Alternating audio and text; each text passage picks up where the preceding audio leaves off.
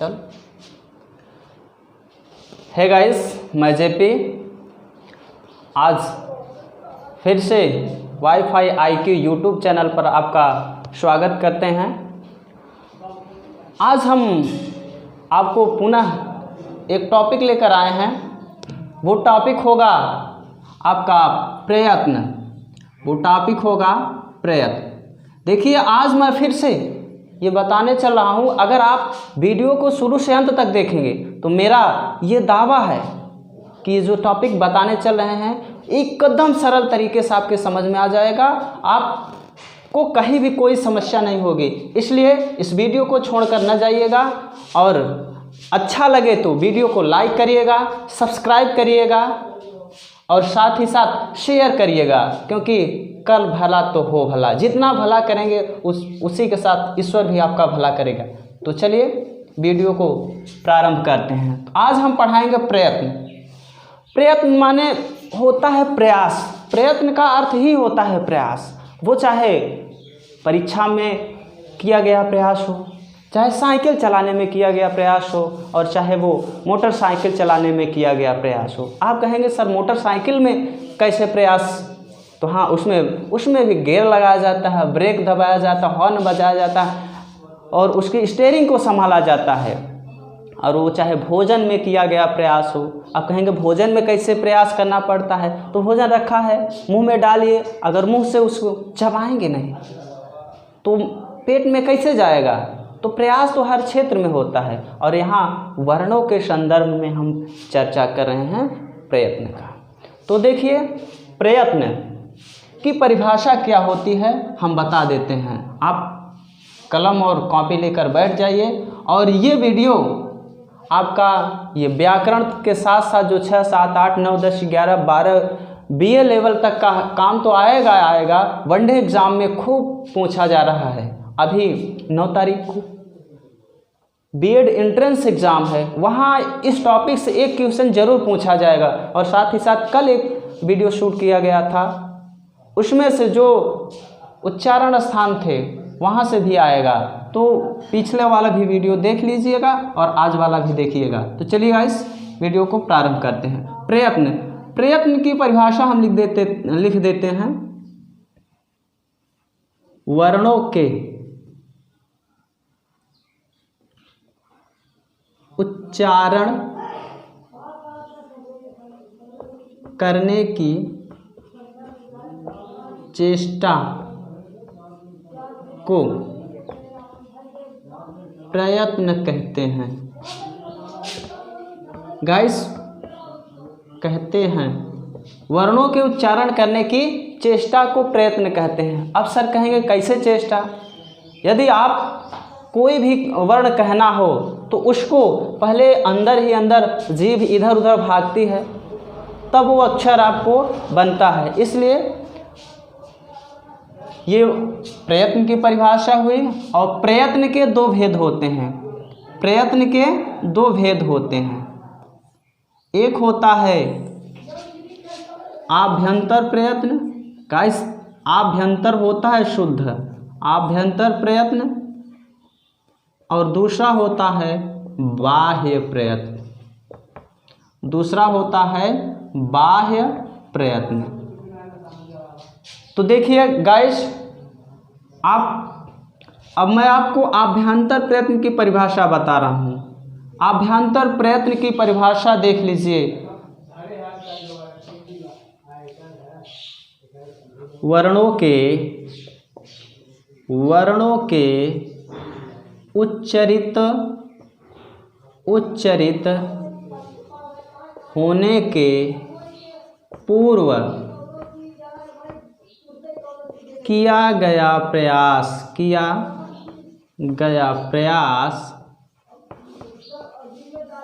आभ्यंतर प्रयत्न कहलाता है। आभ्यंतर प्रयत्न कहलाता है। गाइस देखिए, आभ्यंतर का अर्थ होता है अंदर से। मुंह के अंदर जो आपका मूर्धा है, तालु है, दंत है, जिह्वा है, कंठ है, ये आभ्यंतर प्रयत्न के अंतर्गत आते हैं। तो आभ्यंतर प्रयत्न का अर्थ होता है अंदर से, यानी जो वर्ण को बोलने से पहले मुंह के अंदर ही अंदर जो प्रयास किया जाता है उसे आभ्यंतर प्रयत्न कहते हैं। और आभ्यंतर प्रयत्न की परिभाषा आपके सामने है। अगला है बाह्य प्रयत्न की परिभाषा। बाह्य प्रयत्न की परिभाषा है वर्णों के उच्चारण क्रिया के बाद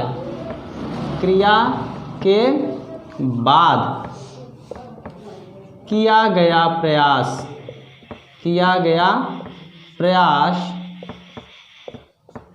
बाह्य प्रयत्न कहलाता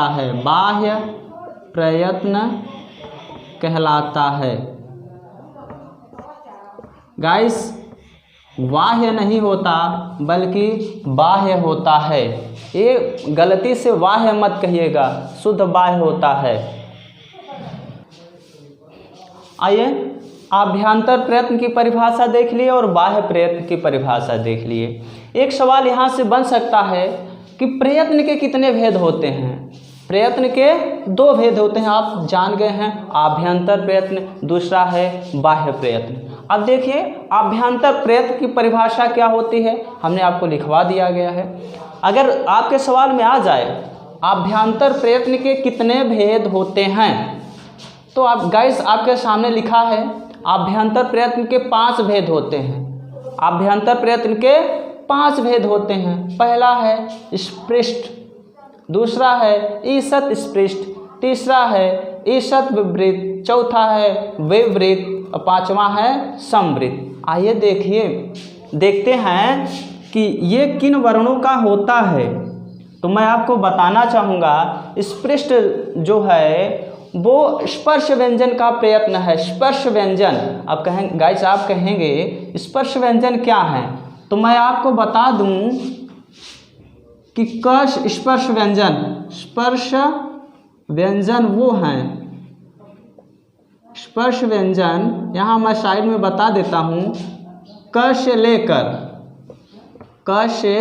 लेकर म तक ये सभी स्पर्श व्यंजन हैं। ये सभी स्पर्श व्यंजन हैं। क से लेकर म तक स्पर्श व्यंजन है और इनकी संख्या, स्पर्श व्यंजनों की संख्या, इनकी संख्या 25 है। गाइस ध्यान रखिएगा, इनकी संख्या 25 है। या यूं कहें कि क वर्ग से लेकर प वर्ग तक। क वर्ग में आप जानते हैं कल चर्चा हुई थी 5 वर्ण है, क ख ग घ ङ। च वर्ग में च छ ज झ, ट वर्ग में ट ठ ड ढ ड़। ये सब जितने 5 वर्ग हैं, 5 वर्ग के सभी अक्षर स्पर्श व्यंजन कहलाते हैं। तो स्पृष्ट जो है स्पर्श व्यंजनों का प्रयत्न है। स्पर्श व्यंजन इसके अंतर्गत आते हैं। स्पर्श व्यंजन अब आप कहेंगे क्या है, तो यहाँ मैं लिख दिया हूँ, यहाँ लिख भी देता हूँ। क से लेकर म तक के सभी व्यंजन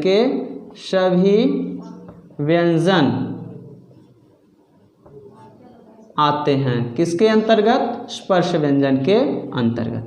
अगला है ईषत् स्पृष्ट। ईषत् स्पृष्ट के अंतर्गत आपके आते हैं सिर्फ अंतःस्थ व्यंजन। ईषत् स्पृष्ट के अंतर्गत आते हैं आपके अंतःस्थ व्यंजन। इसके अंतर्गत आते हैं अंतःस्थ व्यंजन। आप कहेंगे अब ये अंतःस्थ व्यंजन कौन कौन से हैं? तो अंतःस्थ व्यंजन के नाम हैं य, व, र, ल। ये गाइस अंतःस्थ व्यंजन के अंतर्गत आते हैं। अगला है ईषत् विवृत। ईषत् विवृत के अंतर्गत ऊष्म व्यंजन आते हैं। अब कहेंगे ऊष्म व्यंजन कौन कौन से हैं? तो गाइस ऊष्म व्यंजन के अंतर्गत श और ह आते हैं। इसका नाम है तालव्य श, इसका नाम है मूर्धन्य श, इसका नाम है दंत श और ह। और विवृत जो होता है, विवृत का प्रयत्न हो, सभी स्वरों का होता है, जितने भी स्वर हैं सभी स्वरों का प्रयत्न है, सभी स्वरों का प्रयत्न है क्या, विवृत। और समृद्ध के अंतर्गत केवल ह्रस्व अ आता है, ह्रस्व अ आता है, इसके अंतर्गत ह्रस्व अ आता है। अब देखिए इनका अर्थ समझ लीजिए, स्पृष्ट का अर्थ समझ लीजिए। स्पृष्ट का अर्थ होता है टच करना, छूना। अब देखिए स्पर्श व्यंजन जो क से लेकर म तक हैं, इनको बोलें तो आपकी जिह्वा जो है कहीं ना कहीं मुंह के अंदर टच करती है, स्पर्श करती है, छूती है। वो चाहे मूर्धा में छूती हो, चाहे तालव्य में छूती हो, चाहे दंत में छूती हो, चाहे कंठ छूता हो, तो कहीं ना कहीं वो छूता है। और ईसत स्पृष्ट, ईसत माने गाइस होता है थोड़ा सा, स्पृष्ट माने छूना, यानी इन वर्णों को बोलने में जीभ हमारी थोड़ा सा स्पर्श करती है। जैसे य, छूने तो जाती है लेकिन पूरी तरह छूती नहीं, हल्का से टच करके वापस चली जाती है। व, र, ल। और होता है ईसत विवृत। ईसत माने आप जान चुके हैं थोड़ा सा, विवृत माने होता है, विवृत का अर्थ है थोड़ा सा मुंह खुला हुआ हो। विवृत का अर्थ होता है थोड़ा मुंह खुला हुआ है, कुछ मुंह खुला हुआ है। जैसे आप देखिए ईसत विवृत के अंतर्गत आता है ऊष्म व्यंजन। ऊष्म व्यंजन में देखिए श, आप देखिए तो हल्का सा दोनों होठों के बीच में स्पेस जगह होती है, श, ये श और ह। और विवृत का मतलब होता है मुंह खुला हो, पूरी तरह से मुंह खुला हो। जैसे आप कह दीजिए आ, मुंह जिसे आ कहें तो दोनों होठ है जो हैं उसमें काफ़ी जगह बन जाती है। ई, ऊ, यानी कहीं ना कहीं पूरी तरह से ये स्वतंत्र रूप से इनका उच्चारण होता है। और समृद्ध के अंतर्गत केवल और केवल ह्रस्व आ आता है, आप जान ही चुके हैं। तो ये आपके आभ्यंतर प्रयत्न था। आभ्यंतर प्रयत्न के अंतर्गत आभ्यंतर प्रयत्न के 5 भेद होते हैं, स्पृष्ट, ईसत, विवृत और समृद्ध। इनका क्या प्रयत्न होता है, किन वर्णों का होता है, हम आपके सामने लिख दिए हैं। और आता है दूसरा आता है बाह्य प्रयत्न। बाह्य प्रयत्न में आइए देख गाइस, बाह्य प्रयत्न के 11 भेद होते हैं जो आपके सामने लिखे हैं। वो हैं संवार, विवार, श्वास, नाद, घोष, अघोष, अल्प प्राण, महाप्राण, उदात्त, अनुदात्त और स्वरित। ये 11 भेद बाह्य प्रयत्न के होते हैं। पेपर में पूछा जा सकता है बाह्य प्रयत्न के कितने भेद होते हैं, तो 11 भेद होते हैं। इनका हम आज ये जोड़ा बना लेते हैं। ये इसका अर्थ अभी आपको मैं बताता हूँ इन तीनों का। अगर किसी भी व्यंजन का अगर संवार बाह्य प्रयत्न है तो विवार नहीं हो सकता है, ये इसका विरोध करता है। जितने जोड़े बने हैं एक दूसरे के विरोधी हैं। अगर किसी व्यंजन का श्वास बाह्य प्रयत्न हो सकता है तो नाद नहीं हो सकता। यदि किसी व्यंजन का घोष बाह्य प्रयत्न हो सकता है तो उसका अघोष बाह्य प्रयत्न नहीं हो सकता। हाँ, अगर संवार है तो उसका श्वास हो सकता है, उसका घोष हो सकता है, और लेकिन ये विवार नहीं हो सकता है। तो आइए हम नीचे से देखते हैं। नीचे लिखा है उदात्त, अनुदात्त और स्वरित। उदात्त, अनुदात्त और स्वरित। उदात्त, अनुदात्त और स्वरित के अंतर्गत सभी स्वर आते हैं। इनका बाह्य प्रयत्न होता है सभी स्वरों का